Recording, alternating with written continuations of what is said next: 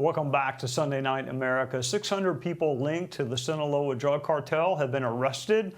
The DEA is looking for you in the U.S. or floating in the Caribbean. The U.S. formally designated the Sinaloa cartel a terrorist organization. These cartels are powerful and ruthless, but they are no match for U.S. law enforcement and the military if properly engaged. I think the aggressive approach is going to send a strong message to every drug trafficker across Latin America, in places like Venezuela that's used as a transport hub from Mexican cartels and Colombian organizations to transport their drugs. That they're going to go after everyone. It doesn't matter if you're a president of a country or you're a drug trafficker. Joining us is Senator Ashley Moody. Welcome, Senator. Thank you for being with us. The cartels have been in clear and present danger for decades, but this president in particular has placed a renewed effort on dismantling and destroying these cartels. Well, the death rate from illegal substances here in the United States has skyrocketed, as you know. It's the #1 killer of working and fighting age Americans. And what has always been done clearly wasn't working. And President Trump said when he was reelected, we mean business. There's going to be a lot less talk and a lot more action. We can't stay on the defense. You now have heads of cartels becoming heads of state. And as long as they keep lining their pockets and growing stronger and stronger, we have got to be on the offense and to make a difference. And I think that's what you're seeing. And the difference here is it's not just that you had a head of a cartel. It is also the head of state in Venezuela. And so we've got to do things differently, approach this differently.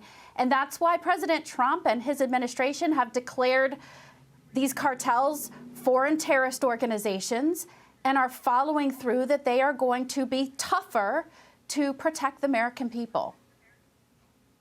Senator, here's the man you replaced in the U.S. Senate, now Secretary of State Marco Rubio, and I'll ask you about it on the other side. They are narco-terrorist organizations. These are not stockbrokers. These are not real estate agents who on the side deal a few drugs. These are organized, corporate-structured organizations who specialize in the trafficking of deadly drugs into the United States of America. They pose an immediate threat to the United States, period. Senator, these cartels are brutal and ruthless in a way that normal people just cannot fathom. They cannot fathom the violence that these cartels engage in. So if you're going to fight back against them, the rules have to be a little bit different.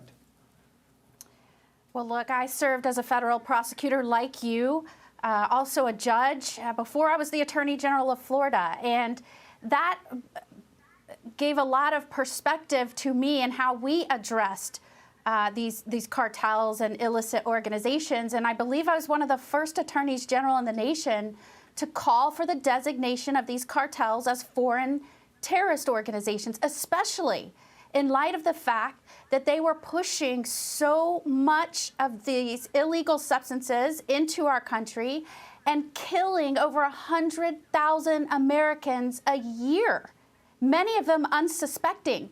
So these drugs were being weaponized, and you cannot just sit back and let that happen, especially when they infiltrate and corrupt the highest levels of government as they did in Venezuela.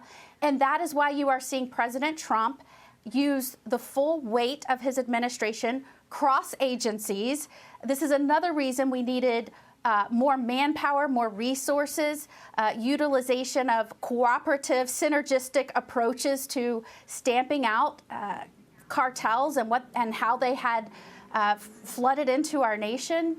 And I really think you're seeing a lot of people say, finally, what we've been doing all along for decades was not working. And I'm just glad to see a president who takes seriously his role as commander-in-chief and knows full well that you cannot ensure meaningful liberty and prosperity for your people unless you first and foremost protect the sovereignty of this nation and stamp out those that wish to do Americans harm.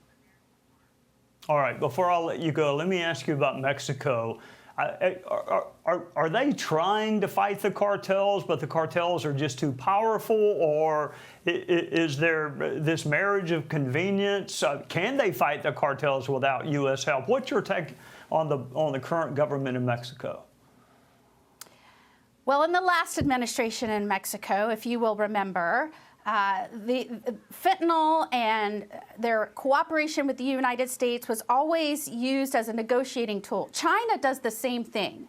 They know what's killing Americans. They know they have a role in the fentanyl influx into our country. They use it as a strategic tool to negotiate with America. If they want to have a good relationship and partnership with the United States of America, they need to step up and do their part as a true partner in our war on protecting Americans. And as long as drugs flowing into our country continue to be the leading cause of death for working and fighting age Americans, they're going to do a lot. They're going to need to do a lot more than talk about helping.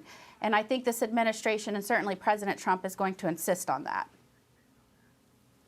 Well, Senator, we thank you for your service on this issues and also, frankly, your service in the courtroom, which is another difficult but necessary job. We look forward to seeing you soon.